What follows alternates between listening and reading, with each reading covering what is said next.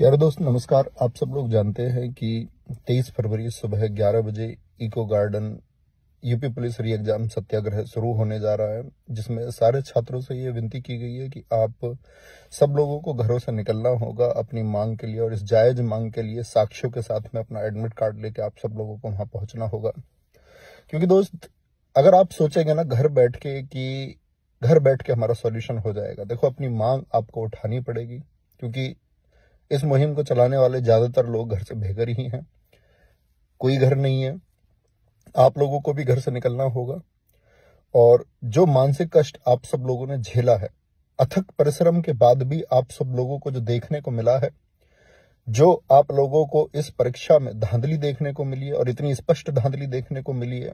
बहुत सारे लोग कह रहे हैं कि जिस टेलीग्राम चैनल पर पड़ा हुआ था उस पर इतने हजार लोगों ने देखा। इस बात की क्या गारंटी है कि कितने हजार लोगों तक वो शेयर होकर पहुंचा होगा, या कितने लाखों तक वो शेयर होकर पहुंचा होगा।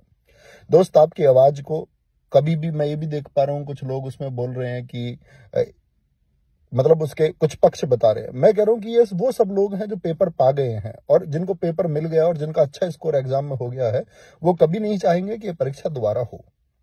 और अगर वो नहीं चाहते, उसी के लिए लेकर के उनके तर्क हैं, उन्हीं को लेकर के उनका पॉइंट है कि परीक्षा दोबारा नहीं होनी चाहिए, क्योंकि उन सबका नुकसान है। क्योंकि पढ़ने वाला कोई बच्चा, उसे कोई दिक्कत नहीं है, उसको अपने पूरे जीवन भर उसे परीक्षाएं पिछले वर्षों में देता हुआ आया है, अगले वर्षों में परीक्षा देने के लिए तैयार है, लेकिन धांधली के लिए तैयार नहीं है। बाकी विवेक सर ने आप सब लोगों को कल वीडियो में बताया, उनकी वीडियो को जाकर के उनके चैनल पे भी आप देखें, उसको शेयर करें कि किस तरह से ये आंदोलन चलेगा। और सबसे ज्यादा जरूरी बात यह है कि आप इसको अहिंसा के माध्यम से चलाएंगे, और इस देश को, इस प्रदेश को साथ ही दिखना चाहिए कि क्या हम आपका इस व्यवस्था को बिगाड़ने वाले लोग हैं, या भविष्य में हम इस व्यवस्था में साथ देने वाले लोग हैं। ये लोग प्रदेश की सेवा के लिए, माननीय मुख्यमंत्री जी, सब लोग भर्ती होने वाले थे। इन्होंने सपना देखा, 60,244 घरों में एक आस जगी, लाखों घरों में एक आस जगी, और सब लोगों ने सपना देखा। एक ठेली पर पड़ता हुआ, एक भट्टे पर काम करता हुआ, सबसे निम्न वर्ग का बच्चा इस परीक्षा के लिए उठ खड़ा हुआ।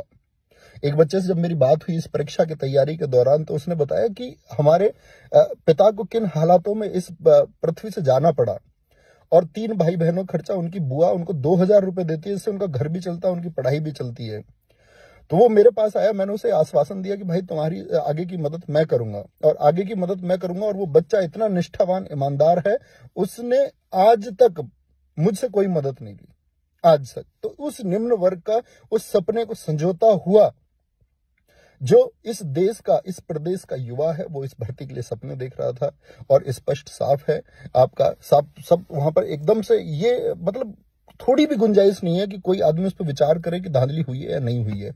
एक स्पष्ट धांधली हुई है, और उसी छात्रों की मांग को लेकर के आपका यूपी री एग्जाम सत्याग्रह 23 फरवरी सुबह 11 बजे इको गार्डन। साथ ही अपने साथ में अपना खाने का कुछ भी, एक कॉपी, एक पेन, एडमिट कार्ड जेब में, किताब ले आना। हो सकता है आपको वहां पर रुकना पड़े, पुस्तक ले आना भाई, अपनी रुचि की कोई एक किताब ले आना जिसको वहां पढ़ते रहें। ये छात्र वर्ग की बात है, ये मानवता की बात है, और इसमें सभी लोगों को जुड़ना चाहिए। क्योंकि भाई सब झेल लेंगे, सबके परिवारों को क्या मानसिक कष्ट इस समय दिया जा रहा है, आपके, हमारे। क्योंकि मैं ये मानता हूं कि हम लोग इसको झेल लेंगे जैसे भी होगा, लेकिन आपको जो मानसिक कष्ट पहुंचेगा, और पूरे जीवन जो पहुंचेगा, पूरे जीवन जो उस अवसर जो मिला था अपने जीवन को बेहतर करने का, अगर वो हाथ से चला गया तो वो फिर कभी लौट कर नहीं आने वाला है। तो दोस्त, एक ही मांग, और बहुत ही व्यवस्थित ढंग से, कि कोई इस पर प्रश्न चिन्ह लगा पाए। और ये प्रदेश याद रखे कि क्या इतना व्यवस्थित भी कोई आंदोलन हो सकता है, और इतिहास याद रखेगा इस आंदोलन को। साथ ही आप पहुंचेंगे 23 तारीख को। और इसके बाद मैं आपको बताऊं कि मेरे इंस्टाग्राम पर, क्योंकि दोस्त और बाकी चैनल पर वीडियो नहीं आ सकती है, चैनल का एक्सेस हमारे पास नहीं है, ठीक है। वो वीडियोस वेरीफाई हो रही हैं कि कौन सी वीडियोस पे जाएगी या नहीं जाएगी, वो एडमिनिस्ट्रेशन के मतलब परमिशन के बाद ही वहां चीजें जा रही हैं। और इसके बाद भी हो सकता है मेरी तरफ से आपको यहाँ मैसेज मिले कि भाई इस आंदोलन में मैं साथ नहीं हूं, या किसी भी तरह का, तो आप उस मैसेज को झूठ मानना। और मतलब मेरी तरफ से कुछ भी ऐसी चीज आई जो आपको लगे नेगेटिव है यहाँ पर आपके इस आंदोलन को लेकर के, आपसे खड़ा जाना, आप मान जाना, आपके भाई के शब्द वो नहीं है। तो दोस्त, पहुंचेंगे 23 तारीख सुबह 11 बजे इको गार्डन। बाकी विवेक सर की वीडियो जरूर देखें।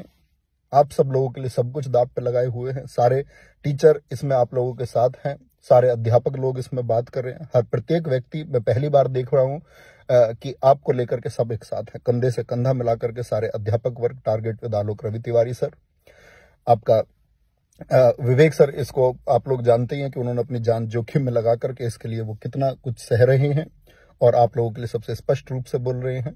आपका एसएसजी गुरुकुल सर बहुत मोर्चा संभाले हुए हैं और इस समय की इस स्थिति में सबसे आगे दिख रहे हैं। मैं अगर बात करूं तो इस प्रदेश के ऑफलाइन और ऑनलाइन के सभी सम्मानित साथी आप लोगों के लिए प्रयास कर रहे हैं।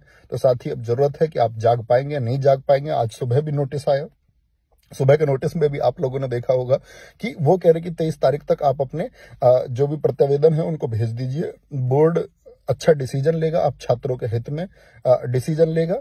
लेकिन दोस्त, ये सब आप लोग अपनी आवाज को बहुत बुलंद तरीके से उठा पा रहे हैं, इसकी वजह से वो आवाजें आ रही हैं। तो आप सब लोगों को आवाज इस तरह से उठाए रखनी है, क्योंकि वो बहुत सारे प्रयास होंगे कि आपकी आवाज को धीमा कर दिया जाए, आपकी आवाज को दमन कर दिया जाए। लेकिन इतनी एक व्यवस्थित मांग होनी चाहिए, इतने हिंसात्मक रूप से होनी चाहिए, क्योंकि दोस्त इसमें संवेदनाएं हैं, भावनाएं। और मैं प्रशासन से भी ये गुजारिश करूंगा कि पुलिस प्रशासन भी समझे कि आपके बच्चे हैं। आप जब सब भर्ती हुए होंगे तो आपके सपने रहे होंगे कुछ, और अगर आपके सपने को कुचला जाता या कुचल दिया जाता तो आप इस समय यहां वर्दी में नहीं होते। तो आप जो किसी को भी मानसिक कष्ट दे रहे, किसी के परिवार को, किसी की माता, किसी पिता को, ठीक है, झेला जाएगा, लेकिन आप लोग थोड़ी एक इंसानियत, थोड़ी सी संवेदनाएं, थोड़ी सी भावनाएं इन बच्चों के लिए रखिए। प्लीज, मेरी रिक्वेस्ट है सब लोगों से, और सब लोग पहुंचे और अपनी इस मांग को उठाए। थैंक यू, जय हिंद।